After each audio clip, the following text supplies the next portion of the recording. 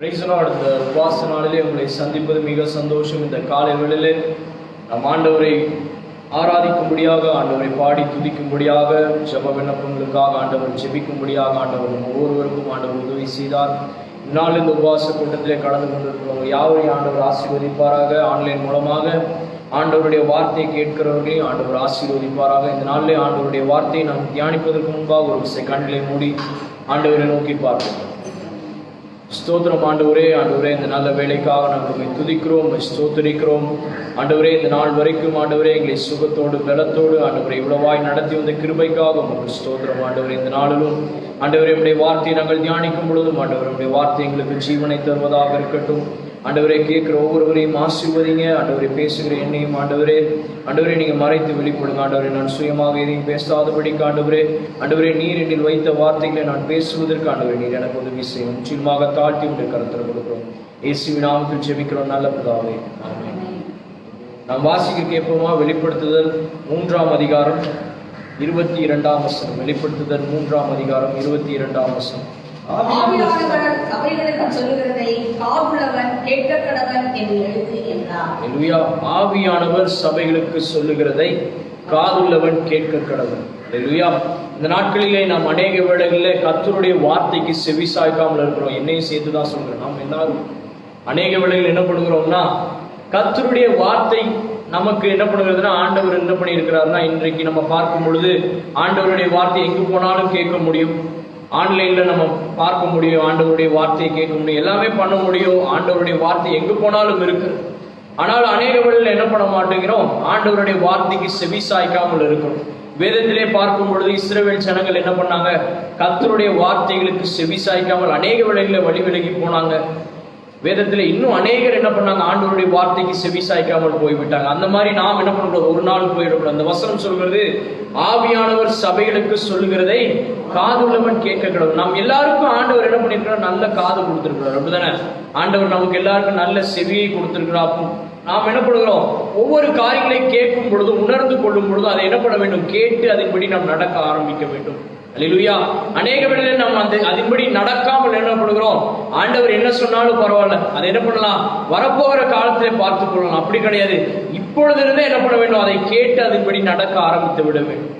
நம்ம அடுத்ததாக வாசிக்க கேட்போமா? 2 தீமோத்தேயு 3ஆம் அதிகாரம் 15ஆம் வசனம். 2 தீமோத்தேயு 3ஆம் விசுவாசத்தினாலே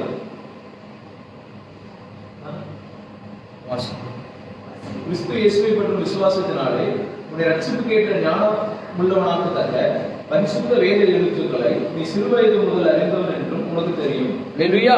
கிறிஸ்து இயேசுவை பற்றி விசுவாசத்தினாலே உனக்கு ரட்சிப்புக்கு ஏற்ற. அல்லேலூயா. அந்த இடத்துல பார்க்கிறோம், நீங்களும் நானும் எதனால ரட்சிக்கப்பட்டிருக்கிறோம், விசுவாசத்தினாலதான் என்ன பண்ணியிருக்கிறோம், ரட்சிக்கப்பட்டிருக்கிறோம். அல்லேலூயா.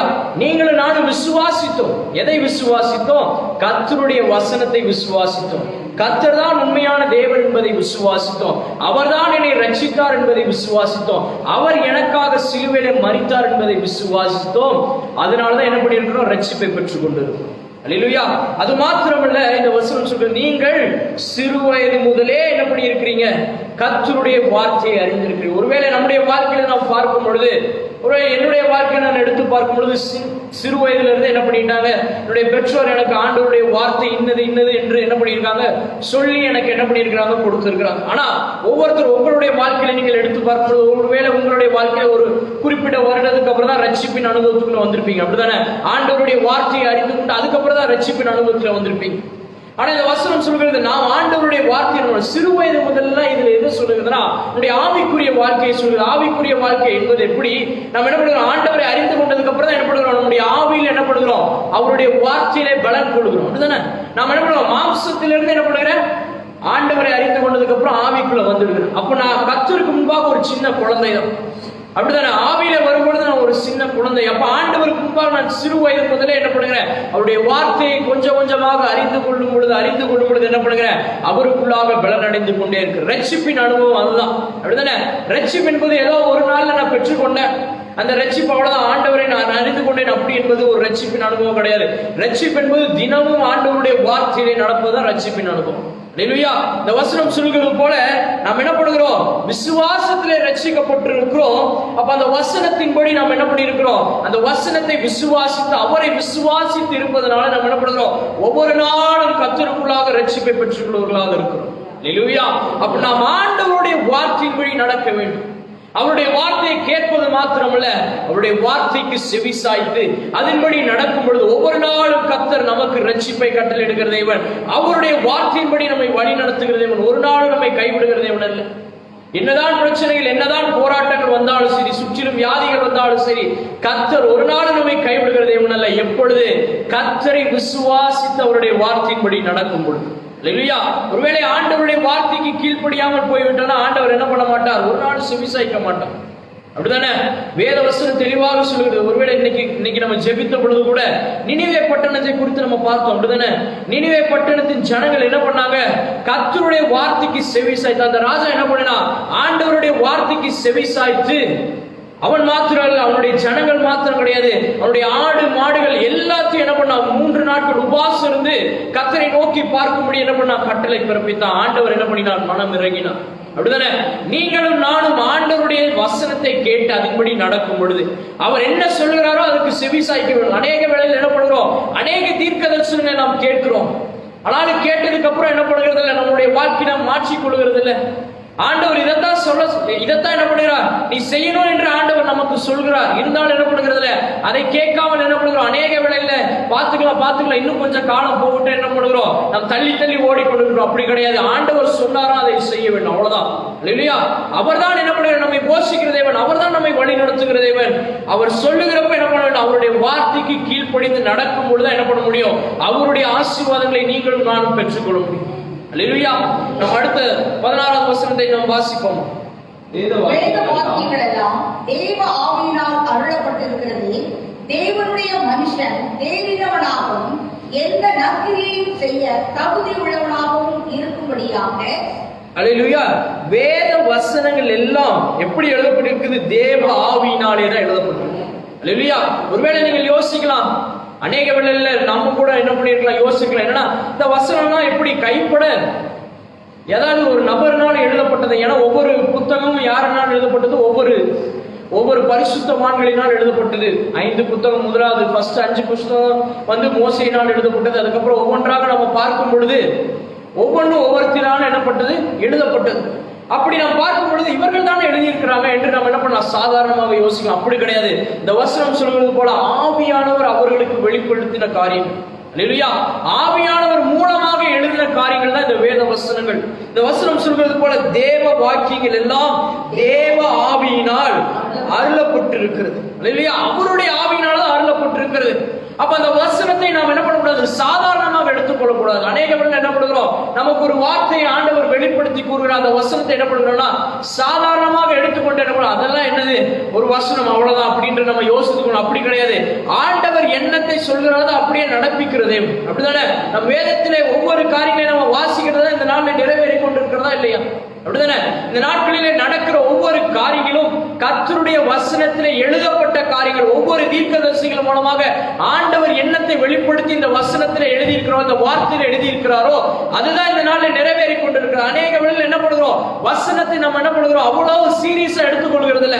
வசனம் தானே அப்படின்னு நம்ம யோசித்துக் கொள்கிறோம். அப்படி கிடையாது. கர்த்தருடைய வசனம் எல்லாம் ஆவியின்படி எழுதப்பட்டு இருக்கிறது. அந்த வசனத்தை கை கொண்டு நடக்கும் பொழுதுதான் அடுத்தது அந்த சொல்கிறது தேவனுடைய மனுஷன் தேறினவனாகவும் எந்த நற்கிரியையும் செய்ய தகுதியுள்ளவனாகவும் இருக்கும்படி. அந்த வசனங்கள் என்ன பண்ணுகிறது? அவனுக்கு ஞானத்தை கொடுக்கிறது, தேறினவனாக மாற்றுகிறது. இல்லையா? எல்லாவற்றிலும் தேறினவனாக, உலக பிரகாரமாகவும் சரி, ஆவிக்குரிய வாழ்க்கையிலும் சரி, எல்லாவற்றிலும் என்ன பண்ணுகிறது? அவனை ஞானவானாக உயர்த்தி வைக்கிறது. எது? கர்த்தருடைய வசனம். அல்லேலூயா. அடுத்தது 2வது என்ன சொல்கிறது? எந்த நற்கிரியையும் செய்ய தகுதியுள்ளவனாகியும் அவனை மாற்றி வைக்கிறது. அல்லேலூயா. யார் அவனுக்கு விரோதமாக எழுத்து நின்றாலும் என்ன பண்ணுவான்? கர்த்தருக்கென்று நற்கிரியைகளை செய்கிற ஒரு மனிதன். அல்லேலூயா. நீங்களும் நானும் அப்படிதான் இருக்க வேண்டும். யார் என்னை என்ன பண்ணாலும் சரி, யார் என்னை உயர்த்தி வைத்தாலும் சரி, யார் என்னை தாழ்த்தி வைத்தாலும் சரி, என்னை வேண்டாம் என்று ஒதுக்கினாலும் சரி, கர்த்தருக்கு முன்பாக நற்கிரியைகளை செய்து வாழ வேண்டும். அதுதான் முக்கியமான காரியம். அல்லேலூயா. அவருடைய வசனத்தின்படி நற்கிரியைகளை செய்ய வேண்டும். அநேகவர்கள் என்ன பண்ணுகிறோம், ஐயோ இந்த நபர் பார்க்கிறாரு, இவருக்கு முன்பாக என்ன பண்ண வேண்டும், நான் நன்மையான செஞ்சாதான் என்ன பண்ண முடியும், எனக்கு ஒரு உயர்வு கிடைக்கும். இந்த நபர் பார்க்கிறாரு, இவருக்கு முன்பாக என்ன பண்ண வேண்டும், இப்படி செஞ்சாதான் என்ன பண்ண முடியும், எனக்கு என்னுடைய வேலை ஸ்தலத்துல ஒரு உயர்வான ஸ்தானம் கிடைக்கும். அப்படி கிடையாது. கர்த்தருக்கு முன்பாக நற்கிரியைகளை செய்ய வேண்டும். அல்லேலூயா. அநேக வேளையில் நாம் என்ன பண்ணுகிறோம், மனிதர்களை என்ன பண்ணுகிறோம், பிரியப்படுத்தும்படி காரியங்களை செய்கிறோம். அப்படி கிடையாது. யாரையும் பிரியப்படுத்த தேவை கிடையாது. கர்த்தருக்கு முன்பாக அவருடைய வசனத்தை கை கொண்டு அதன்படி நடக்கும் பொழுது, அல்லேலூயா, இந்த வசனம் சொல்லுகிறது போல நற்கிரியைகளை செய்து தகுதி உள்ளவனாக்குறது. அல்லேலூயா. அவருடைய நற்கிரியைகளை செய்யும் பொழுது கர்த்தருக்கு முன்பாக நீங்களும் நானும் தகுதி உள்ளவர்கள். அல்லேலூயா. வேற யாருக்கு முன்பாக கிடையாது. கர்த்தர் நம்மை உயர்த்தி வைக்கிறது. அவர் ஒரு நாள் நமக்கு குறைவு வைக்கிற தேவன் கிடையாது. அடுத்த வசனத்தை நாம் வாசிப்போம். அவைகள் உபதேசத்துக்கும் கடிந்து கொள்ளுதலுக்கும் சீர்திருத்தலுக்கும் நீதியை படிப்பிக்குதலுக்கும் பிரயோஜனம் உள்ளவைகளாய் இருக்கிறது. அல்லேலூயா. அவைகள் எதற்கெல்லாம் உபயோகப்படுத்துகிறது, உபதேசங்களுக்கும் கடிந்து கொள்கிறது. இல்லையா? முதலாவது எதுக்கு? கர்த்தருடைய வசனம் உபதேசத்துக்கு. இல்லையா? உபதேசத்தை அறிவிக்கிறாங்க. ஒருவேளை இவாஞ்சலிசம் அப்படிதானே என்ன பண்றாங்க, அநேக இடங்களில் பெரிய பெரிய மீட்டிங்ஸ், கன்வென்ஷன்ஸ் நடத்துறாங்க. எதற்காக? கர்த்தருடைய வார்த்தையை பிரசங்கிப்பதற்காக. நம்ம அநேகர்கள் என்ன பண்ணுகிறோம், சபைக்கு போவது என்ன கிடையாது, ஒரு இம்பார்ட்டன்ட் கிடையாது அப்படின்னு சொல்லிட்டு யோசிச்சு கொண்டு இருக்கோம். அப்படிதானே? சபைக்கு தானே போனா போகலாம், ஒரு வாரம் போயிட்டு இன்னும் ஒரு 3 வாரம் கழிச்சு போனா போதும் என்று யோசிக்கும். அப்படி கிடையாது. உபதேசம் என்பது என்னவென்றால் சகல ஜனங்களுக்கும், அப்படிதானே, எல்லா ஜனங்களுக்கும் அறிவிக்கப்படுகிறது உபதேசம். அந்த உபதேசத்தை அறிந்து கொண்டு அதை விசுவாசித்து என்ன பண்றாங்க, ஒவ்வொரு சபைக்குள்ளாக போகிறாங்க. உபதேசம் என்பது எல்லா ஜனங்களுக்கும் அறிவிக்கப்படுகிற ஒரு காரியம். உபதேசம் என்பது என்ன பண்றாங்க, அந்த ஜனங்களுக்கு அறிவிக்கப்பட்டு கர்த்தருடைய அன்பு இன்னது என்பதை அறிவித்து, கர்த்தர் தான் மெய்யான தேவன் என்பதை அறிவித்து என்ன பண்றாங்க, அந்த ஜனங்களுக்கு ஆண்டவருடைய சுவிசேஷத்தை அறிவிப்பதுதான் உபதேசம். உங்களையும் என்னையும் ஆண்டவர் அழைத்தது எதற்காக? உபதேசத்தை அறிவிக்கும்படியா. அநேகவர்கள் என்ன பண்ணுகிறோம், நான் ஆண்டவருக்குள்ளாக ரட்சிக்கப்பட்டிருக்கிறேன், கர்த்தருடைய சபையில கர்த்தரனை ஆசீர்வதித்து வைத்திருக்கிறார், எனக்கு ஒரு குறையும் வைக்க கிடையாது, ஆண்டவர் என்னை ஒவ்வொரு நாளும் ஆண்டவர் போஷிக்கிறார் அப்படி நம்ம யோசித்துக்கணும். அப்படி கிடையாது. உங்களையும் என்னையும் ஆண்டவர் இப்படி ஏற்படுத்தி வைத்திருக்கிறது காரியமே அவருடைய உபதேசத்தை அறிவிப்பதற்காக. அல்லேலூயா. அவருடைய வார்த்தையை அறிந்து கொள்வது மாத்திரமல்ல நம்முடைய வேலை, அவருடைய வார்த்தையை கொண்டு போய் சேர்ப்பதும் நம்முடைய வேலை தான். அல்லேலூயா. நீங்களும் நானும் கர்த்தருடைய வேலைக்காரர்கள், அவ்வளவுதான். ஆண்டவர் உங்களை என்ன பண்ணியிருக்கிறார், அவருடைய வேலைக்காரர்கள். அதுதான் முக்கியமான காரியமே தவிர வேற ஒன்றுமே கிடையாது. அவருடைய உபதேசத்தை அறிவிப்பதற்காகவும், இரண்டாவது என்பதற்கு கடிந்து கொள்வதற்கும். அநேக வேளையில சிலர் என்ன பண்ணுவாங்க, நம்ம கிட்ட வந்து சொன்னாங்க, பா இந்த வசனம் இப்படி சொல்லுதுப்பா, நீ சரியா நடப்பான்னு சொல்லுவாங்க. நம்ம என்ன பண்ணுவோம், அப்படின்னு என்ன பண்ணுவோம், ஒரு மாதிரி மூஞ்ச சுழிச்சிட்டு போயிடுவோம். ஒருவேளை என்னுடைய பெற்றோர் அநேக வேளையில என்ன பண்ணுவாங்க, திட்டுவாங்க, வசனத்தின்படி நடப்பா அப்படின்னு சொன்னாலும் என்ன பண்ணுவாங்க, சில வேளை கோபம் தான் வரும். அப்படிதானே, வசனம் தானே அப்படின்னு சொல்லிட்டு என்ன பண்ணுவோம், அநேக வேளையில நம்ம சாதாரணமா யோசித்து கொண்டு இருக்கிறோம். வசனத்தின்படி கடிந்து கொள்ளும் பொழுது அதை கேட்க வேண்டும். அல்லேலூயா. வேதத்திலே பார்க்கும் பொழுது ஆண்டவர் வந்து சவுல் ராஜாவுக்கு வந்து சாமுவேல் மூலமாக என்ன சொன்னார்னா, நீ போப்பா, போய் என்ன பண்ணு, அந்த பட்டணத்தை, அது என்ன பட்டணம்,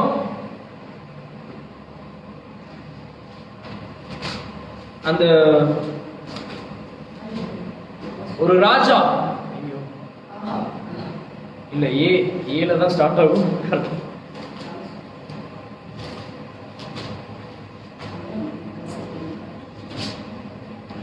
ஒரே நிமிஷம்.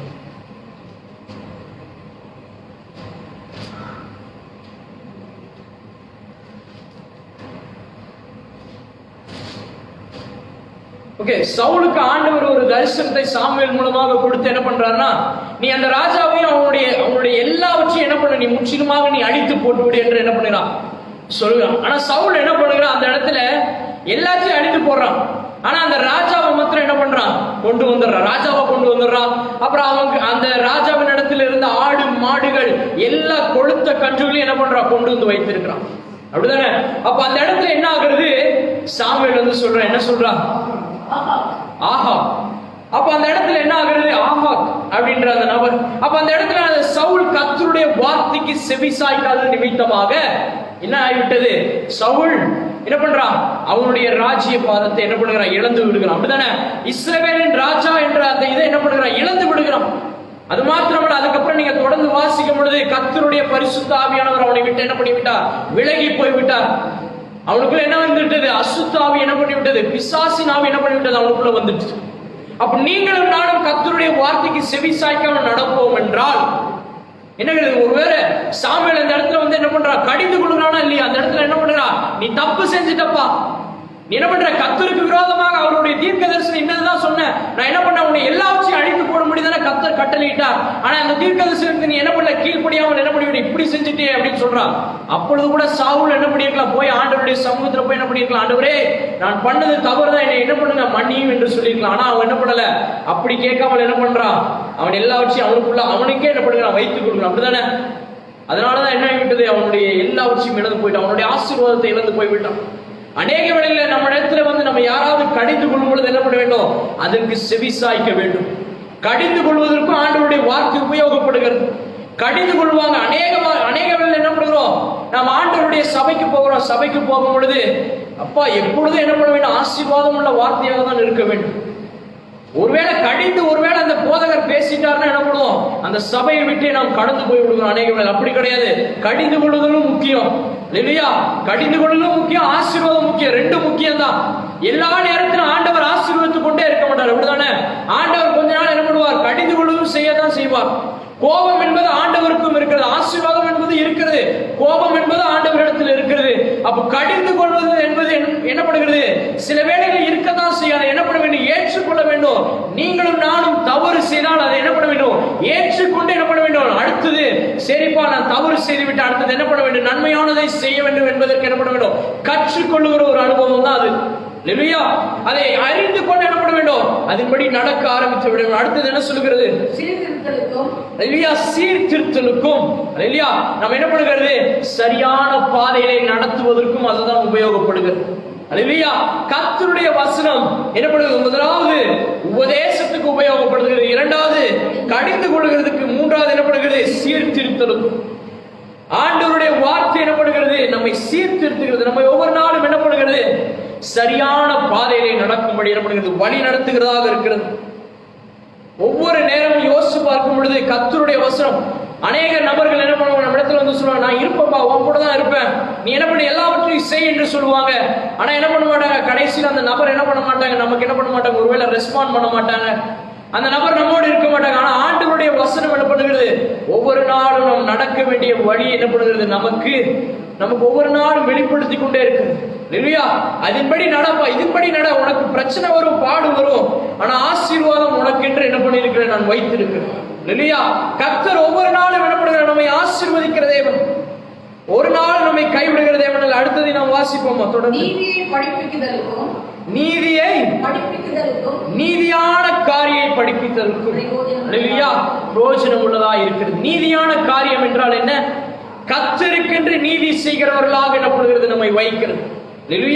கர்த்தருக்கென்று ஒரு நியாயமான ஒரு காரியம், கர்த்தருக்கு முன்பாக நீதி செய்கிறவர்கள், அவ்வளவுதான். வேற யாருக்கு முன்பாக என்ன பண்ண தேவையில்லை, நம்மை நாமே வெளிப்படுத்த தேவையில்லை. கர்த்தருக்கு முன்பாக உண்மையோடு இருந்தா போதும். நீங்களும் நானும் கர்த்தருடைய வசனத்தை கேட்டு அதன்படி நடந்து அவருடைய கிரியைகளை கை கொண்டு நடக்கும் பொழுது கர்த்தர் என்ன பண்ணுகிறார்? நம்மை ஆசீர்வதித்து வைக்கிற தேவனாக இருக்கிறார்.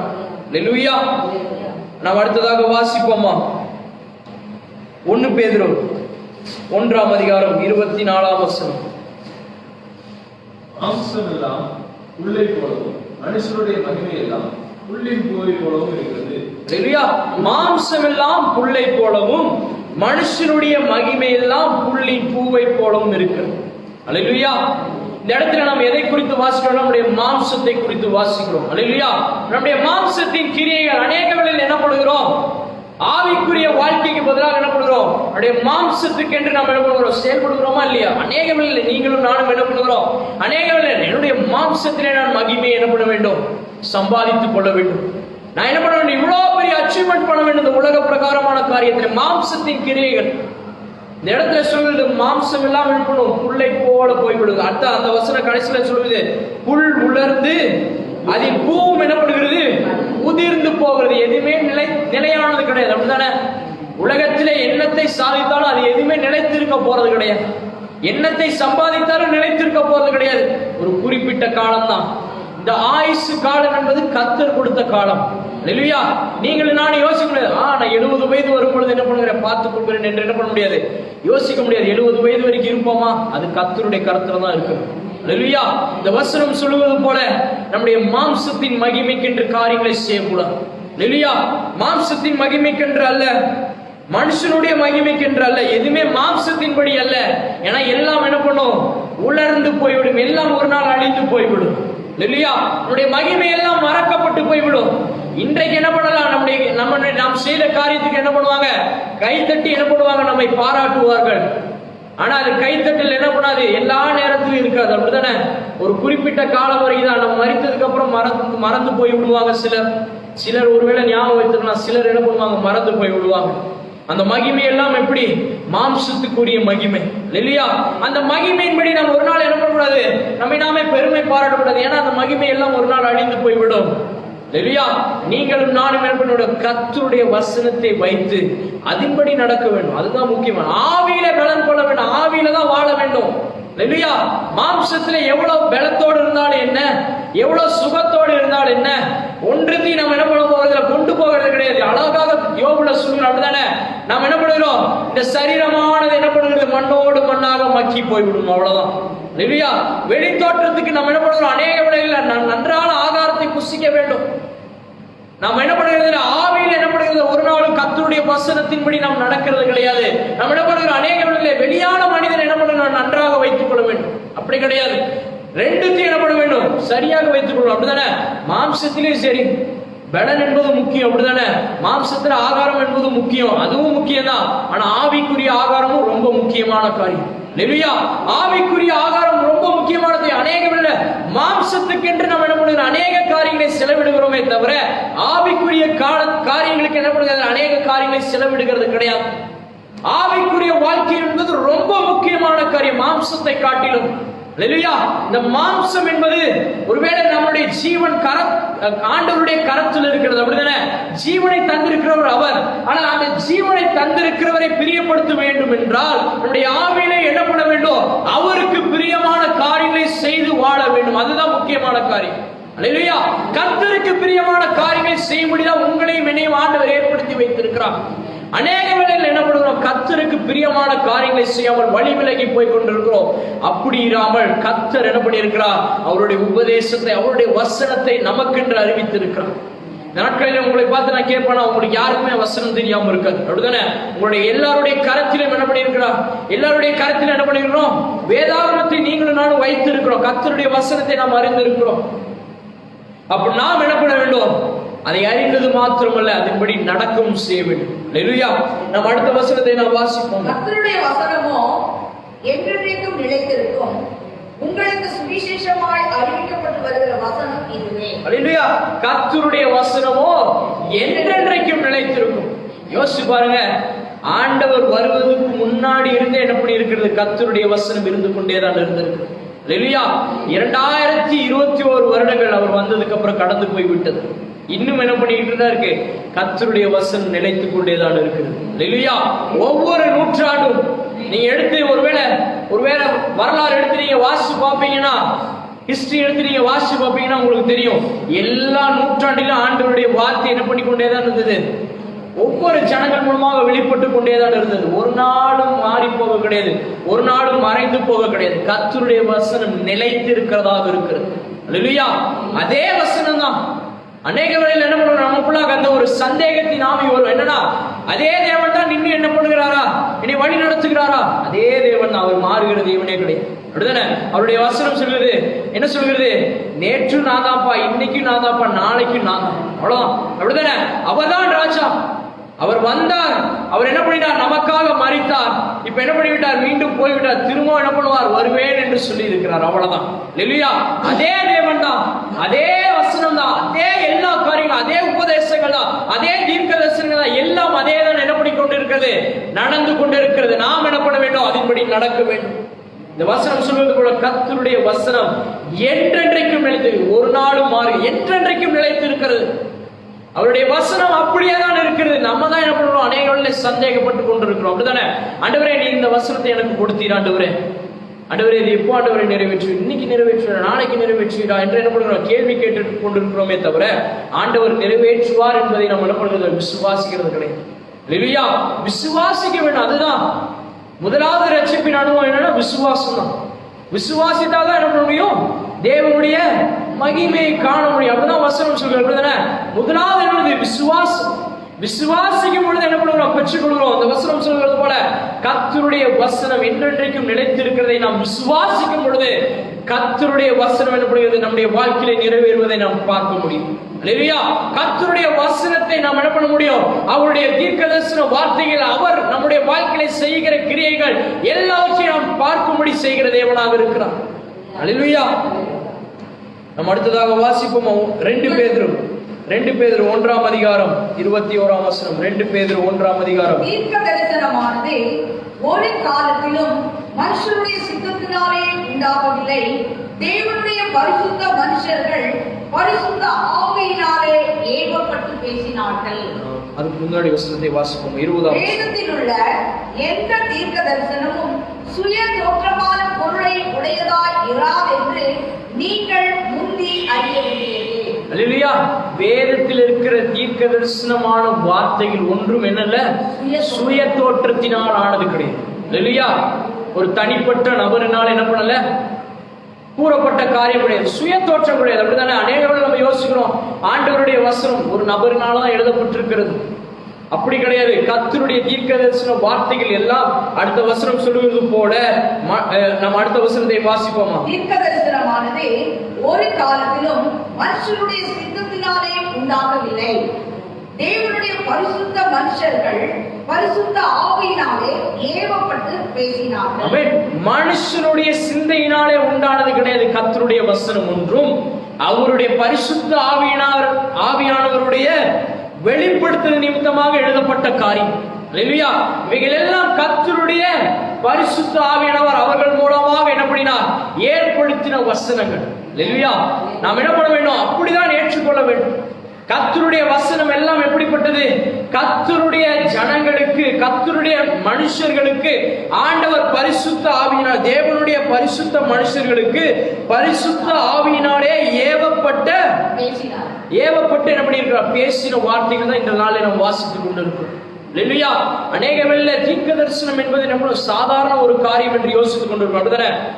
சிலர் என்ன பண்ணுவாங்கன்னா, சிலர், நான் உண்மையதான் சொல்றேன், சிலர் என்ன பண்ணுவாங்கன்னா ஃபோன் பண்ணிட்டு கேட்பாங்க, பிரதர் இந்த மாதிரி இந்த வீடு கட்டலான்ட்டு இருக்கிறோம் பிரதர், அது கொஞ்சம் நீங்க ஆண்டவர்கிட்ட கேட்டு சொல்ல முடியுமா தீர்க்க தரிசனமாக. ஆண்டவர் அப்படிலாம் வெளிப்படுத்த மாட்டார். அப்படிதானே? கர்த்தர் வெளிப்படுத்துகிறதா சொல்ல முடியும். அப்படிதானே? தீர்க்க தரிசனம் என்பது கர்த்தர் என்ன சொல்கிறாரோ அதைத்தான் என்ன பண்ண முடியும், சொல்ல முடியும்.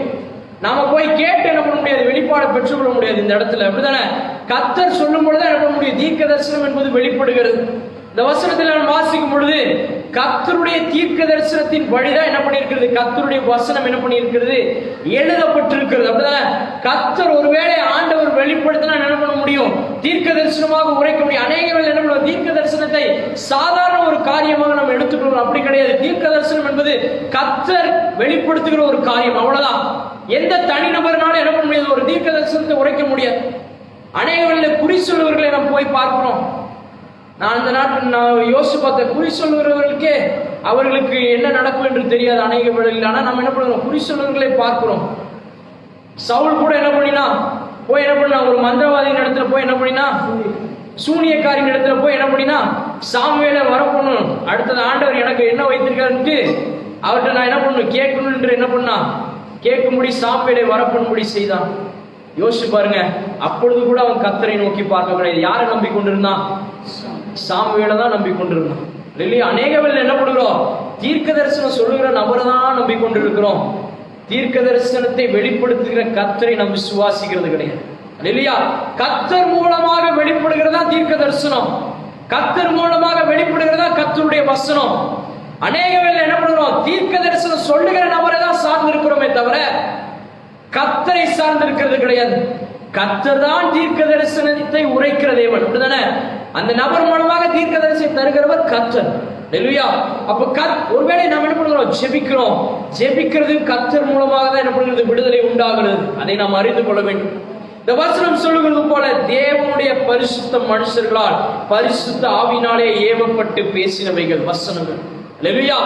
தேவனுடைய பரிசுத்த ஆவியினாலே ஏவப்பட்டு பேசின வசனங்களாக இருக்கிறது.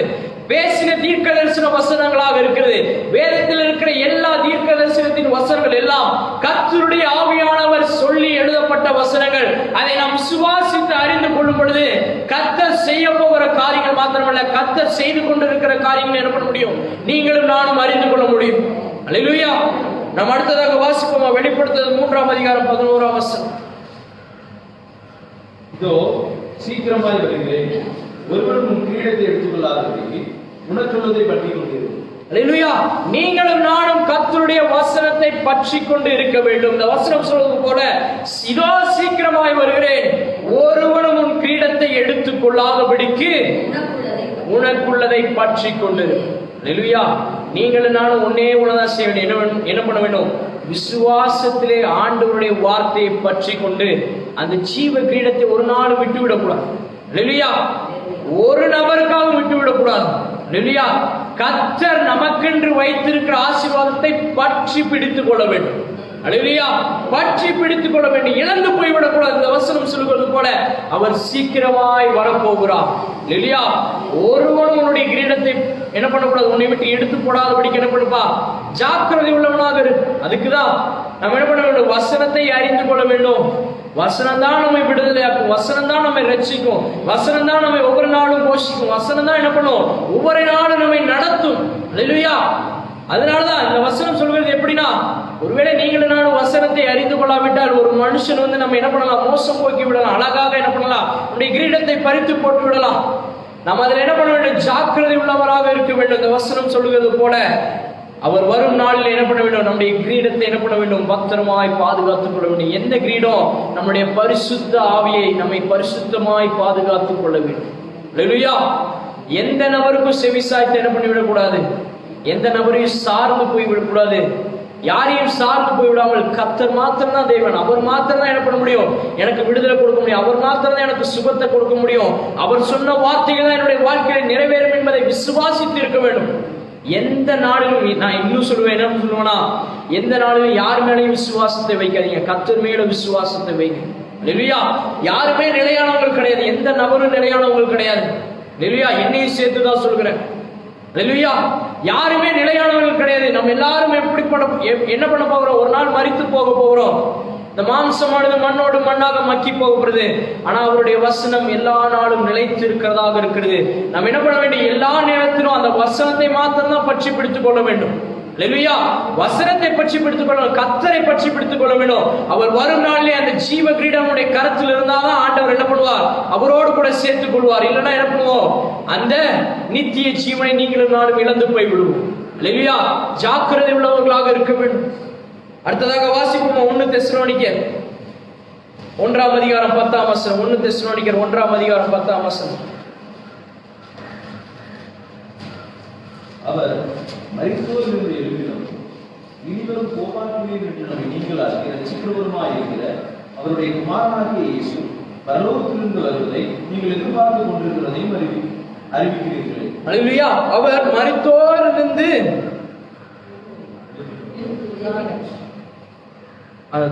ஒரு நிமிஷம் திரும்ப வாசிப்போம்.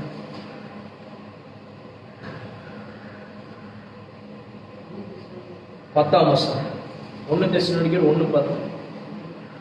அவர் மரித்தோரிலிருந்து எழுப்பினவரும் இனிவரும் கோபாக்கினையிலிருந்து நம்மை நீங்களாக்கி ரட்சிக்கிறவருமாய் இருக்கிற அவருடைய குமாரனாகிய இயேசு பரலோகத்திலிருந்து வருவதை நீங்கள் எதிர்பார்த்து கொண்டிருக்கிறதையும் அறிவிக்கிறார்களே. ஹல்லேலூயா. இந்த நாட்களிலே பார்க்கும் பொழுது ஆண்டவர் வரப்போகிறார் என்று என்ன பண்றாங்க? அறிவித்துக் கொண்டே தான் இருக்கிறாங்க. அப்படித்தானே?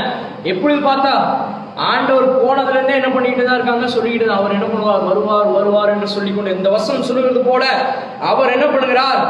மரித்தோரில் இருந்து என்ன பண்ணுகிறார்? எழும்ப பண்ணும்படி செய்கிற தேவன். எப்பொழுது கர்த்தரை விசுவாசித்து மரித்தவர்கள் என்ன பண்ணுகிறார்? அவர் ஜீவனோடு எழுப்புகிற தேவன். இல்லையா? வேதத்திலே வாழ்ந்த ஒவ்வொரு நபரும் என்ன பண்ணாங்க? கர்த்தருக்கென்று பிரியமாய் நடந்து வாழ்ந்த நபர்கள் எல்லாரையும் என்ன பண்ணுகிறார்? அவரோடு கூட என்ன பண்ணுகிறார்? எழும்பும்படி செய்கிற தேவன். இல்லையா? நீங்களும் நானும் கர்த்தருக்கென்று பிரியமாக வாழ்ந்து அவருடைய வசனத்தின்படி நடந்து வாழும் பொழுது மரித்தாலும் என்ன பண்ணுகிறார்? அவர் என்ன பண்ணுகிறார்? அவரோடு கூட நம்மை எழுப்புகிற தேவனாக இருக்கும். இல்லையா? ஆண்டவர் இந்த உலகத்திலே வந்தார், சிலுவையிலே மரித்தார், என்ன பண்ணினார்? 3ஆம் நாள் உயிரோடு எழுந்தார். இல்லையா? அதே போல நீங்களும் நானும் மரித்தாலும் என்ன பண்ணுகிறோம்? அவரோடு கூட ஜீவன் பெற்று எழுதுகிறோம். அது மாத்திரமல்ல, இனி வரும் கோபாக்கினி நின்று நம்ம என்ன பண்ணுகிறார்? நீங்களாக்குகிற தேவன். இல்லையா? அதுதான் அவருடைய ரகசிய வருகையில என்ன பண்ணுவானோ எடுத்துக்கொள்ளப்படணும். என்ன பண்ணுவாங்க? அவருடைய அம்மா கூட சொல்லிக்கிட்டே இருப்பாங்க, அவருடைய ரகசிய வருகையில என்ன பண்ணணும்ப்பா? எடுத்துக்கொள்ளப்பட்டணும். இல்லைன்னா என்ன ஆகும்? ஒரு கோபாக்கினியின் காலம் வரும். அவ்வளவுதான். அந்த கோபாக்கினியின் காலத்துல ரொம்ப போராட்டமான காலம். வெளிப்படுத்தல வாசி பார்ப்போம்னா ரொம்ப பயங்கரமா இருக்கும். ஐயோ, இப்படி ஒரு காலம் வருதா? ஏன்னா யோசிச்சு பார்த்தா அவன் என்ன பண்ணுவானா? குத்துவானா, கொலை பண்ணுவானா, அடிப்பானா, துன்புறுத்துவானா, சிறைச்சாலையில போடுவானா, ஆகாரம் இல்லாம வைத்திருப்பானா. இப்படிலாம் ஒரு சூழ்நிலை வந்தா என்ன பண்ணுவான்? ஒரு நேரம் சாப்பாடு இல்லாட்டினாலே அழுதுருவோம் நம்ம. அப்படிதானே? ஒரு நேரம் சாப்பாடு இல்லாட்டினாலே ஐயோ தலை சுத்துதுப்பா அப்படின்லாம் சொல்லுவோம். நான் இங்க பாருங்க, யோசிச்சு பாருங்க, வெளிப்படுத்தல சொல்லி இருக்கு, அவன் வருவானா, வந்து என்ன பண்ணுவானா? போராட்டத்தின் காலம். அவ்வளவுதான், ஒண்ணுமே தர மாட்டான். நீ மறுதளிச்சாதாப்பா உனக்கு என்ன பண்ணுவேன்? ஆகாரம் தருவேன்னு சொல்லுவான். அப்படிப்பட்ட ஒரு காலம் வரக்கு முன்னாடி என்ன பண்ணும்? ஐயோ எடுத்துக்கொள்ளப்படணும்னு நம்மளுக்கு எல்லாருக்கும் என்ன வரும். ஆனா நான் யோசிச்சு பார்த்தேன், என்னுடைய அம்மா கிட்ட கூட நான் சொன்னேன், ஒருவேளை ஆண்டவருடைய சித்தம், ஒருவேளை அவருடைய ரகசிய வரல எடுத்துக்கொள்ளப்பட வேணாம், இன்னும் கொஞ்ச காலம் இருப்பா, இருந்து நீ இன்னும் சுவிசேஷத்தை அறிவிப்பான்னு ஆண்டவர் சொன்னா என்ன பண்ணுவேன் அப்படின்னு கேட்டேன். அப்பொழுது என்ன பண்ணு? இருந்துதான் ஆக வேண்டும். இல்லையா? கர்த்தர் என்ன வச்சிருக்காரோ அதுதான் நிறைவேறும். அப்படிதானே? கர்த்தருடைய சித்தம் தான் நிறைவேறும். நம்ம யோசிக்கலாம், ரகசிய வரிகளை எடுத்துக்கொள்ளப்படும் நம்ம யோசிச்சு கொண்டு இருக்கலாம். ஆனா ஒருவேளை கர்த்தர் என்ன வைத்திருக்கிறாரோ அதுதான் நிறைவேறும். இல்லையா? அதனாலதான் நாம் என்ன பண்ண வேண்டும்? இப்பொழுதே வசனத்தை அறிந்து என்ன பண்ண வேண்டும்? நம்மை பரிசுத்தமாய் பாதுகாத்துக் கொள்ள வேண்டும். இல்லையா? இந்த வசனம் சொல்வது, இனி வரும் கோபாக்கினி என்று நம்மை நீங்களாக்கி ரட்சிப்பதற்கு அவருக்கு தான் அதிகாரம் உண்டு. இல்லையா? அவருக்கு மாத்திரம் தான் அதிகாரம் உண்டு. அவர் தான் நமக்கு ரட்சிப்பை அருளுகிற தேவன். அநேகங்கள் என்ன பண்ணுகிறோம்? அவர் என்ன பண்ணுகிறார்? அவர் ரட்சிப்பை கொடுத்துட்டார். இனி நான் என்ன எப்படியோ வாழ்ந்தா என்ன, உலகத்தின்படி வாழ்ந்தால் அவர் என்ன பண்ணுவார்? என்னை மீட்டுக் கொள்வார்? நிச்சயமாக கிடையாது. இல்லையா? கர்த்தருக்குள்ள வந்துட்டா கர்த்தருக்கென்று வாழ வேண்டும், அவருடைய வசனத்தின்படி வாழ வேண்டும், ரட்சிப்பை பற்றி பிடித்துக் கொள்ள வேண்டும், ரட்சிப்பின் கிரீடத்தை வைத்துக் கொள்ள வேண்டும். அப்பொழுதுதான் என்ன பண்ணுவார்? அவர் நம்மை அவரோடு கூட சேர்த்துக் கொள்வார். இல்லைன்னா என்ன பண்ணுவார்? அவ்வளவுதான், நீங்களும் நானும் தள்ளப்பட்ட ஜனங்கள். இல்லையா? கர்த்தருடைய வார்த்தையின்படி நடக்க வேண்டும். வாசிப்போமா? வெளிப்படுத்துதல் 3ஆம் அதிகாரம் 4ஆம் வசனம். ஆனாலும் தங்கள் வஸ்திரங்களை அசுசிப்படுத்தாத சில பேர் சந்தையிலும் உனக்குள்ளே அவர்கள் பாத்திரவான்களானபடியால் வெண் வஸ்திரம் தரித்து என்னோட கூட நடப்பார்கள். இல்லையா? இந்த வசனம் சொல்லுகிறது போல சிலர் என்ன பண்ணுவாங்க? இந்த இடத்துல என்ன பண்ணி இருக்கிறது? ஆனாலும் தங்கள் வஸ்திரங்களை அசுசிப்படுத்தாமல் சில பேர் தான் குறிப்பிட்டிருப்பட்டிருக்கு. அப்படிதானே? சில பேர் அப்படின்னு குறிப்பிடப்பட்டிருக்கு. எத்தனை பேருங்கெல்லாம் தெரியாது. சில பேர் என்ன பண்ணுவாங்க? தங்களுடைய வஸ்திரங்கள்லாம் என்னது? வஸ்திரங்கள்லாம் உடனே நம்ம வெளியே போட்டிருக்கிற வஸ்திரம் கிடையாது. இது ஆவிக்குரிய வஸ்திரம். பரிசுத்தமாய் பாதுகாத்துக் கொள்கிற அந்த வஸ்திரத்தை அசுத்திப்படுத்தாமல் என்ன, தங்களுடைய ஆவிக்குரிய வாழ்க்கையிலே பாவம் அடையாமல், பாவம் செய்யாமல் தங்களை தாங்களே பரிசுத்தமாய் பாதுகாத்துக் கொள்கிற, என்னதான் வந்தாலும் சரி. அப்படிதானே? அடித்தாலும் துன்புறுத்தினாலும் என்னதான் போராட்டம் வந்தாலும் சரி. ஒருவேளை வேதத்திலே திரும்ப திரும்ப பவுல் தான் எனக்கு ஞாபகம் வர்றாரு. பவுல் தான் எனக்கு ரொம்ப பிடித்த ஒரு நபர். ஏன்னா பவுலை பார்க்கும் பொழுது அடித்தார்கள், துன்புறுத்தினார்கள், சொந்த சபை. அப்படிதானே? வேதத்துல பார்க்கணும், அவனுடைய சபையார் தான் அவனுக்கு எதிரியாக நின்றாங்க என்று வசனம் சொல்கிறது. ஏன்னா அந்த இடத்துல பார்க்கும் பொழுது சுவிசேஷத்தை மாறாக என்ன பண்ணிட்டாங்க? ஆண்டவர் கரெக்டா சுவிசேஷத்தை என்ன பண்ணினார்? அறிவிச்சுட்டு போனார். இதுதான்ப்பா சுவிசேஷன் ஆண்டவர் அறிவிச்சுட்டு போனார். அதுக்கப்புறம் அந்த சபைக்குள்ள வந்த சில கள்ள தீர்க்கதரிசி என்ன பண்ணி விட்டாங்க? சுவிசேஷத்தை, இது சுவிசேஷம் கிடையாது, இப்படி வாழ்ந்தாதான் சுவிசேஷம், இப்படி பண்ணாதான் சுவிசேஷம், உலகத்துக்கு பிரியமாக வாழ்ந்தாதான் என்ன பண்ண முடியும்? ஆகாரத்தை பெற்றுக்கொள்ள முடியும் என்று என்ன பண்ணாங்க? அநேக கள்ள தீர்க்கதரிசிகளை உரைத்து வைத்திருந்தாங்க. இப்ப பவுல் போறார். ஏன்னா பவுல் என்னன்னா, பவுலுடைய ரட்சிப்பின் அனுபவம் டிஃப்ரெண்டான ஒரு அனுபவம். அப்படிதானே? பவுல் என்ன பண்ணினா? பவுல் கிறிஸ்துவர்களை கொன்று குவித்த ஒரு நபர். அவனை ஆண்டவர் என்ன பண்ணார்? தெரிந்து கொண்டார், பிரித்தெடுத்தார். இப்பொழுது அவன் என்ன பண்ணார்? கர்த்தருடைய வார்த்தை விசுவாசித்து அவருடைய வார்த்தையில ரொம்ப என்ன சொல்றது, ஒரு வைராக்கியமா இருந்த ஒரு நபர். அந்த இடத்துக்கு போற சபைக்கு, ஒவ்வொரு சபைக்கு போகும் பொழுது அந்த இடத்துல என்ன பண்ண, அந்த சபையோர் என்ன பண்றாங்க? அவனை அடித்தார்கள். நீ சொல்றது சுவிசேஷம் கிடையாது, இவங்க சொல்றதுதான் சுவிசேஷம். எத்தனையோ விதத்தில் என்ன பண்ண, அவனுக்கு போராட்டம் வந்தது, அடித்தார்கள், துன்புறுத்தினார்கள், காயங்கள் பெற்றார், எல்லாமே நடந்தது. அப்பொழுது கர்த்தருடைய விசுவாசத்தை விட்டு என்ன பண்ண கிடையாது, வழி விலகி போகவே கிடையாது. அல்லேலூயா. அவனுடைய ஆவிக்குரிய வஸ்திரத்தை பரிசுத்தமாய் பாதுகாத்துக் கொண்ட அந்த இடத்துல, அல்லேலூயா. அதனாலதான் கர்த்தர் அவனை என்ன பண்ணினார்?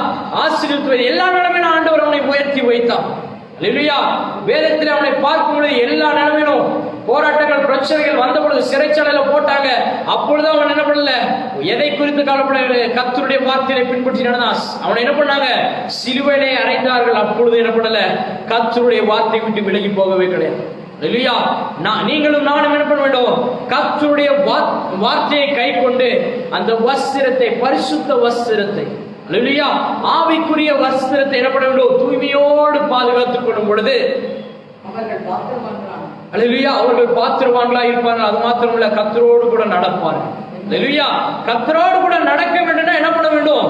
அந்த வெண் வஸ்திரத்தை பரிசுத்தமாய் பாதுகாத்துக் கொள்ள வேண்டும். அல்லேலூயா. நாம் 18வது வசனத்தை வாசிப்போம். வெளிப்படுத்தல் 3ஆம் அதிகாரம் 18ஆம் வசனம். நீ ஐஸ்வர்யன் ஆகும்படிக்கு நெருப்பிலே புடமிடப்பட்ட பொன்னையும் உன் நிர்வாணமாகிய அவலட்சணம் தோன்றாதபடிக்கு நீ உடுத்திக் கொள்வதற்கு வெண் வஸ்திரங்களையும் என்னிடத்திலே வாங்கிக் கொள்ளவும், நீ பார்வை அடையும்படிக்கு உன் கண்களுக்கு கழிக்கம் போடவும் வேண்டும் என்று உனக்கு ஆலோசனை சொல்லுகிறேன். அல்லேலூயா. இந்த இடத்துல பார்க்கிறோம், பொன்னானது என்ன பண்ணப்படுகிறது? முதலாவது புடமிடப்படுகிறது. இல்லையா? நம்முடைய வாழ்க்கையிலே போராட்டங்கள், பிரச்சனைகள் வரத்தான் செய்யும். இருந்தாலும் கர்த்தர் என்ன பண்ணுவார்? அவர் நமக்கென்று ஏற்படுத்தி வைத்திருக்கிற காரியத்தை நமக்கு தருகிற தேவன். அது மாத்திரமல்ல, நமக்கு என்ன பண்ணுகிறார்? ஒருவேளை இந்த உலகத்திலே பார்க்கும் பொழுது நீங்களும் நானும் என்ன பண்ணலாம்? உலக பிரகாரமாய் பார்க்கும் பொழுது நிர்வாணிகளாக இருக்கலாம். இல்லையா? என்னப்பா இப்படி இருக்கிற, கர்த்தருக்கென்று வாழ்கிறேன் என்று என்ன பண்ணலாம்? யார் வேணாலும் நம்மை ஒதுக்கலாம். ஆனால் கர்த்தர் நமக்கென்று என்ன பண்ணியிருக்கிறார்? வெண் வஸ்திரத்தை ஏற்படுத்தி வைத்திருக்கிறார். அல்லேலூயா. உலகத்துல எண்ணத்தை பாடுகளை அனுபவித்தாலும் தங்கத்தை என்ன பண்ண மாட்டாங்க, சும்மா சாதாரணமா என்ன பண்ண மாட்டாங்க, தங்கம் டைரக்டா வந்துடும். அப்படித்தானே? ஒரு செயின் பண்றப்ப என்ன பண்ணுவாங்க? அதை உருக்கி அதுக்கு தேவையானது எல்லாத்தையும் போட்டு அதை அடித்து என்ன பண்ணுவாங்க? எல்லாம் பண்ணதுக்கு அப்புறம் தான் ஒரு குறிப்பிட்ட என்ன பண்ண, ஒரு செயினோ ஒரு மோதிரமோ என்ன பண்ண முடியும்? தங்கத்துல செய்ய முடியும். அதே மாதிரிதான் நாம் தங்கமாக விளங்க வேண்டும் என்றால் என்ன பண்ண வேண்டும்? இந்த உலக பிரகாரமான காரியத்தில் என்ன பண்ண வேண்டும்? பாடுகளை அனுபவித்துதான் ஆக வேண்டும். அல்லேலூயா. நீங்களும் நானும் கர்த்தருக்குள்ளாக ஒரு தங்கமாக விளங்க வேண்டும் என்றால் பாடுகள், பிரச்சனைகளை பெற்றுக் கொள்ளதான் வேண்டும். அல்லேலூயா. உலகத்திலே நீங்களும் நானும் நிர்வாணிகளாக இருந்தாலும் கர்த்தர் என்ன பண்ணுகிறார்? நமக்கென்று வெண் வஸ்திரத்தை ஏற்படுத்தி வைத்திருக்கிறார். அல்லேலூயா. கர்த்தர் தான் நம்மை உயர்த்தி வைக்கிற தேவன். அது மாத்திரமல்ல, அவர் நம்முடைய பார்வைகளுக்கு, ஒருவேளை நாம் உலக பிரகாரமான பார்வையில இருக்கக்கூடாது. அப்படிதானே? அதான் வசனம் சொல்லுது, நீங்கள் என்ன பண்ணுங்க? மேலானவைகளை என்ன பண்ணுங்க? நாடுங்கள். கீழானவைகளை ஒரு நாள் பார்த்து கொண்டு இருக்க வேண்டாம். ஏன்னா கீழானவைகள் எல்லாம் ஒரு நாள் மண்ணோடு மண்ணாக மக்கி போக போகிறது. இல்லையா? மேலானவைகளை நாடும் பொழுது கர்த்தர் மேலான ஆசீர்வாதங்களை தருகிறது. அதுதான் நம்முடைய கண்களுக்கு அவர் என்ன பண்ணி இருக்கிறார்? அவர் தான் என்ன பண்ணுகிறார்? நீ என்ன பண்ணுப்பா, எதையும் பார்க்காத. நான் இதுக்கு ஒரு எக்ஸ்பிளனேஷன் பார்த்தேன். கண்களுக்கு மருந்தாக இருக்கிறார். அப்படிதானே? அவர் என்ன பண்ணுகிறார்? அவர் கண்களுக்கு என்ன பண்ணுகிறார்? மருந்தாக இருந்து என்ன பண்ணுகிறார்? நம்ம ஒவ்வொரு நாளும் ஆசீர்வதிக்கிற தேவன், ஒரு நாளும் கைவிடுகிற தேவன் அல்ல. அநேகவில் என்ன பண்ணுகிறோம்? தேவையில்லாத காரியங்கள் மேல நம்முடைய பார்வை போகிறது. அப்படி கிடையாது. கர்த்தர் மேல நம்முடைய நோக்கம் இருக்க வேண்டும். அல்லேலூயா. அவர்தான் என்ன பண்ணுகிறார்? நம்மை உயர்த்தி வைக்கிற தேவன். அவர்தான் என்னை என்ன பண்ணுகிறார்? ஆசீர்வதித்து வைக்க போகிற தேவன். எல்லா நிலைமையிலே கர்த்தரை நோக்கி பார்க்க வேண்டும். அவ்வளவுதான். கர்த்தர் நம்மை உயர்த்தி ஒரு காலம் ஒன்று வரும். அல்லேலூயா. எந்த காலம்னு தெரியாது. ஒரு காலம் ஒன்று வரும். சீக்கிரமாக வருவேன் என்று சொல்லியிருக்கிறார். சீக்கிரமாக வருவார். அந்த காலம் வருவதற்கு முன்பாக நீங்களும் நானும் பரிசுத்தமாய் நம்மை பாதுகாத்துக் கொள்ளும் பொழுது கர்த்தர் நம்மை பொன்னாக விளங்கும்படி செய்கிற தேவன். நமக்கென்று வெண் வஸ்திரத்தை உடுத்தி வைக்கிற தேவன். அவர் நம்மை ஒவ்வொரு நாளும் நடத்தி செல்கிற தேவன். அல்லேலூயா. ஒவ்வொரு நாளும் நம்மை வழி நடத்துகிற தேவனாக, அவரோடு கூட நடக்கும்படி செய்கிற தேவனாக இருக்கு. கடைசியாக வாசிப்போம். வெளிப்படுத்துதல் 3ஆம் அதிகாரம் 8ஆம் வசனம். வெளிப்படுத்துதல் 3ஆம் அதிகாரம். கிரியைகளை அறிந்திருக்கிறேன், உனக்கு கொஞ்சம் பலன் இருந்தும் நீ என் நாமத்தை மறுதலியாமல் என் வசனத்தை கைக்கொண்டபடியினாலே இதோ திறந்த வாசலை உனக்கு முன்பாக வைத்திருக்கிறேன், அதை ஒருவனும் கூட்ட மாட்டான். அல்லேலூயா. இந்த வசனம் சொல்கிறது உன் கிரியைகளை அறிந்திருக்கிறப்பா. அதுதான் உலகத்துல யாருக்கும் முன்பாக என்ன பண்ண தேவையில்ல, நான் நன்மையை தான் செய்யறேன்னு வெளிப்படுத்த தேவை கிடையாது. கர்த்தர் அறிந்திருக்கிறார். அல்லேலூயா. நீங்கள் ஒருவேளை மறைமுகமாக செய்தாலும் சரி, வெளிப்படையாக செய்தாலும் சரி, எல்லா கிரியைகளையும் கர்த்தர் அறிந்திருக்கிறார். அல்லேலூயா. இந்த வசனம் சொல்கிறது போல உன் கிரியைகளை நான் அறிந்திருக்கிறேன். அல்லேலூயா. எல்லாவற்றையும் நீங்கள் ஒருவருக்கு நன்மை செய்தாலும் சரி, தீமை செய்தாலும் சரி, எல்லாவற்றுக்கும் ஆண்டவர் என்ன பண்ணுவார்? அவர் நியாய தீர்ப்பு செய்கிற தேவன், அப்படிதானே? அவர் நீதி செய்கிற தேவன், எல்லாவற்றையும் அறிந்திருக்கிறார். அது மாத்திரமல்ல, உனக்கு கொஞ்சம் பலன் இருந்து நீ என்ன பண்ணலப்பா, நீ என்னுடைய நாமத்தை மறுதலியாமல் இருந்தாய். அல்லேலூயா. கொஞ்சம் பலன் இருந்தும், மாம்சமானது பலவீனமானது, அப்படிதானே? மாம்சமானது பலவீனமானது. ஆனா ஆவியிலே பலனோடு இருக்கும் பொழுது, கர்த்தருக்குள்ளாக பலன் அடைந்து இருக்கும் பொழுது நமக்கு கர்த்தர் பலனை தருகிறது. அல்லேலூயா. எந்த விதத்திலும் அவரை மறுதலித்து மாத்திரம் செஞ்சிடாதீங்க. அல்லேலூயா. ஏன்னா வசனம் சொல்லுகிறது, நீ என்னை அறியேன் என்று சொன்னா நானும் உன்னை என்ன பண்ணுவேன், அறியேன் என்று சொல்லிடுவோம். அவ்வளவுதான், முடிஞ்சிருச்சு. ஒரு சின்ன விஷயம் தான். ஆண்டவரை மறுதலித்தால் அவரு நம்மை மறுதலித்துள்ளார். ஜாக்கிரதை உள்ளவர்களாக, என்னத்தை சொல்கிறோம் என்பதில் ஜாக்கிரதை உள்ளவர்களாக இருக்க வேண்டும். இல்லையா? என்னத்தை கேட்டாலும் கர்த்தருடைய வசனம் என்னதான் சொல்லுகிறது, அதன்படிதான் நான் நடப்பேன். இல்லையா?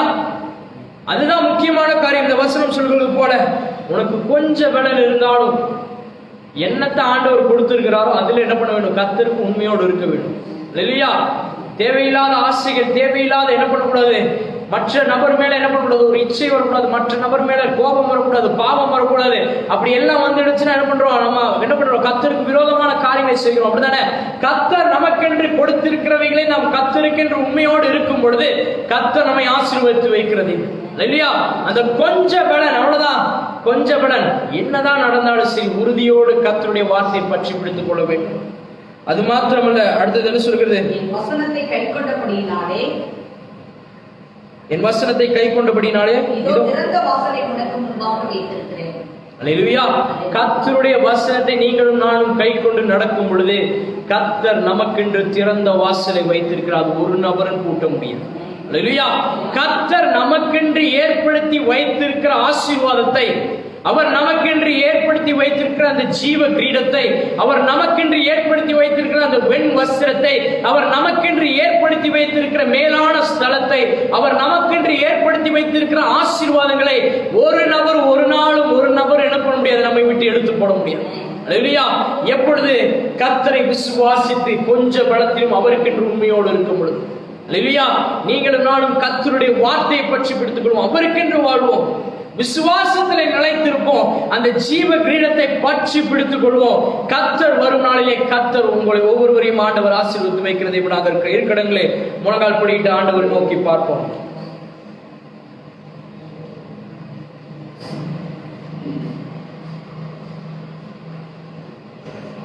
நாம் கர்த்தருடைய வார்த்தையை நாம் நன்றாக கேட்டோம்.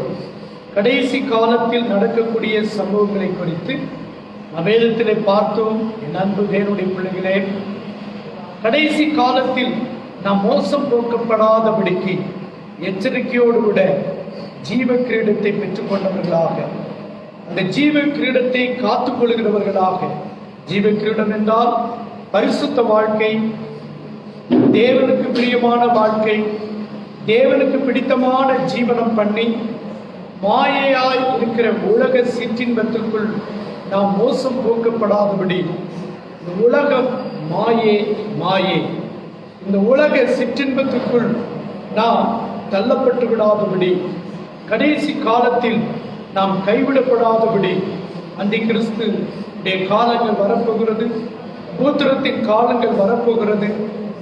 இப்ப ஏது ஆரம்பித்து விட்டது. சில மனிதர்களால், சில ஏழ்வுகளால், சில போராட்டங்களால், பலவிதமான நெருக்கங்களை சத்துரு நமக்கு கொண்டு வரலாம். ஆனாலும் கர்த்தர் இங்கு ஸ்திரம் மனதாய் இருக்க வேண்டும் என்று தெளிவாக திட்டமாக ஆண்டவர் பேசினார். இந்த பேசின வார்த்தையின்படி நம்முடைய வாழ்க்கையிலே, நம்முடைய திருச்சபைகளுக்குள்ளாக தேவனுடைய வசனத்திலே கட்டப்படணும். ஏனோ தானோ என்று வாழ்கிற ஒரு வாழ்க்கை அல்ல. ஒரு மாய்மாலமான ஒரு ஜீவனம் பண்ணிவிட்டு ஒரு கிறிஸ்தவம் என்று சொல்கிற ஒரு போர்வையை போத்தி கொண்டு விட்டு நாம் இந்த உலகத்தில் சடங்காச்சாரம் உள்ளவர்களாக அல்ல, தேவனை பற்றிய நல் மனசாட்சி பரிசுத்தத்திற்கென்று நாம் அந்த வஸ்திரத்தை உடுத்திக் கொள்ள வேண்டும். அதுதான் அந்த ரட்சிப்பின் வஸ்திரம். அதுதான் தேவராஜ்ய கர்த்தர் பழையவைகளை கிளைந்து போட்டுவிட்டு அழுக்கை கழுவி விட்டு சுத்திகரிக்கப்படுகிற இயேசு கிறிஸ்துவின் ரத்தம். கரை இல்லாதவர்களாக பரிசுத்தத்தோடு கூட சுத்திகரிக்கப்பட்டவர்களாக பரிசுத்தவான்கள் என்று பெயர் பெற்றவர்களாய் காணப்பட கர்த்தருக்கு கிருபை தருவாராக. நம்ம எல்லாரும் அப்படியே முழங்கால் படிச்சு, ஆண்டவரே கேட்ட வசனத்தின்படி ஆண்டவரே எனக்கு வாழ கற்றுக் கொடுங்க. ஆண்டவரே நான் உண்மையாய் பரிசுத்தமாய் என்னை காத்துக்கொள்ள கிருபை தாங்க. எனக்கென்று நியமிக்கப்பட்டிருக்கிற ஆசீர்வாதத்தை, எனக்கென்று நீ முன்குறிக்கப்பட்ட அந்த ஜீவ கிரீடத்தை நான் இழந்து போகாதபடிக்கு எனக்கு கிருபை தாங்க என்று சொல்லி எல்லாரும் வாயில் திறந்து தேவ சமூகத்திலே கேட்டு அப்படியே அவருடைய சித்தத்துக்கு அர்ப்பணிப்போமா? இருக்கிற இடத்துல கரங்களை உயர்த்தி, ஆண்டவரே இடது கை உங்க மார்பில வைத்துக் கொண்டு உங்க சித்தத்துக்கு நான் ஒப்பு கொடுக்கிறேன்ப்பா, உங்க தீர்மானத்துக்கு ஒப்பு கொடுக்கிறேன். என் பிள்ளைகளை, எங்க குடும்பத்தை, எங்க திருச்சபையை உமக்கு முன்பாக நாங்கள் நினைத்திருக்க எங்களுக்கு கிருபைதாரும் என்று சொல்லி அர்ப்பணிப்போம். பரிசுத்த பிதாவே, வானத்திலும் பூமியிலும் சகல அதிகாரம் உள்ள தேவனே, ஆசீர்வதிக்கப்பட்ட இந்த நல்ல பரிசுத்தமான உபாச நாளிலே கூட என் அன்பு மகன் செல்வரூபனை கொண்டு ஆண்டவரே உடைய ஊழியனை கொண்டு தேவன் எங்களோடு கூட பேசின நல்ல வார்த்தைகளுக்காய் ஸ்தோத்திரம். இந்த வார்த்தையை கேட்ட நாங்கள், இந்த உலகத்தில் வாழ்கிற நாங்கள் ஒன்றையும் இழந்து போகாதபடி, ஒன்றிலும் நாங்கள் மோசம் போக்கப்படாதபடி, இந்த உலகத்தின் அதிபதியாகிய கொள்ளாங்கனாகிய பிசாசின் தந்திரத்துக்குள், மந்திரவாதத்துக்குள், பிள்ளி சூனியங்களுக்குள் நாங்கள் அடிமையாக்கப்படாதபடி, சவுலின் இருதயம் சூனியக்காரியை தேடி ஓடினது போல இன்னைக்கு அநேக ராஜாக்கள் ஆண்டவரை உலக சிற்றின்பத்துக்குள்ளாக மோசம் போக்கப்பட்டதை போல ஆண்டவரை கர்த்தாவே உமக்கு ஸ்தோத்திரம். ஆண்டவரை ஆகானை உயிரோடு கூட பிடித்து கொண்டு வந்து வைத்து சிற்றின்பமாக இந்த உலக ஆடு மாடுகளின் மேல் அவருடைய இச்சை போய் ஆண்டவரை தேவ சித்தத்தை மறுதளிப்பதற்கு ஏதுவாக காணப்பட்டதை போல இந்த உலக பாவத்துக்குள், இந்த உலக சிற்றின்பத்துக்குள்ளாக நாங்கள் மோசம் போகப்படாதபடி பரிசுத்தமாய் எங்களை காத்துக்கொள்ள உதவிச்சியானவரே, நீர் எங்களுக்கு கொடுத்திருக்கிற இந்த திருச்சபை உண்மையோடு நடத்த, எங்கள் திருச்சபையில் ஆராதிக்கிற பிள்ளைகள் உண்மையோடு ஆவியோடு உம்மை தொழுது கொள்ள நீர் ஒவ்வொருவருக்கும் கிருபைதாரும். ஆண்டவரே, கடந்த 2020 பல பாடுகள், பல உபத்திரங்கள், கொரோனா வைரஸினாலே பாதிக்கப்பட்ட அநேகர் உண்டு ஆண்டவரே. ஆனால் இந்த 2021 எங்களுக்கு தானமாய் கர்த்தர் கொடுத்திருக்கிறீங்கப்பா. இந்த வருஷத்தை உண்மையாய் நாங்கள் காத்துக்கொண்டு எங்கள் ஓட்டத்தை ஓடி முடிக்க எங்களுக்கு நீர் கிருபை தரும்படியா நாங்கள் செபிக்கிறோம்ப்பா.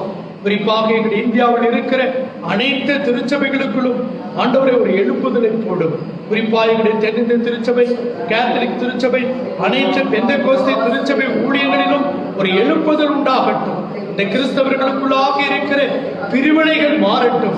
எல்லா போதகர் பிதாக்களுக்குள்ளும், எல்லா ஊழியர்களுக்குள்ளும் ஒரு மனதை கர்த்தர் கட்டளையிடும், ஒரு ஒற்றுமையை தேவன் கட்டளையிடும், பரிசுத்த வாழ்க்கையை கட்டளையிடும். ஆண்டவரே, மாயமான வாழ்க்கை வாழாதபடி கிறிஸ்துவுக்காக வாழ ஆண்டவரே ஆண்டவரே தரையற்றவர்களாக, ஆண்டவரே பிழையற்றவர்களாக பரிசுத்தமாய் வாழ கர்த்தாவே நீர் ஒவ்வொருவருக்கும் நீர் கிருபை தரும்படியா நாங்கள் ஜெபிக்கிறோம்ப்பா.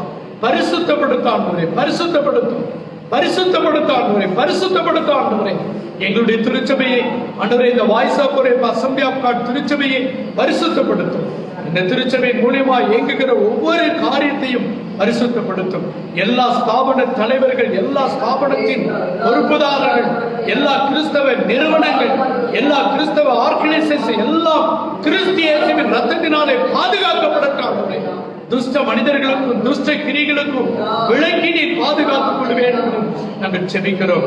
குறிப்பாய் ஆண்டவரே கர்த்தாவே, எங்களுடைய திருச்சபையிலே வந்து ஆராதிக்கிற பிள்ளைகள் ஒவ்வொருவரும் பரிசுத்தாவியை பெற்றுக்கொண்டு பரிசுத்தாவினாலே பலன் பெறுவதாலும், குறிப்பாய் இந்த பரிசுத்த உபவாச ஜெபத்திலே என்னென்ன தேவையோடு உடைய பிள்ளைகள் உடைய சமூகத்திலே வந்து ஆண்டவரே உடைய வார்த்தையை கேட்டார்களோ எல்லாம் ஆமென்றும் ஆமென் என்றும் கொடுக்கப்படுவதாக. தேவன் ஒவ்வொருவரையும் ஆசீர்வதியும். சபையிலே முதிர் வயதுள்ளவர்களை ஆசீர்வதியும்.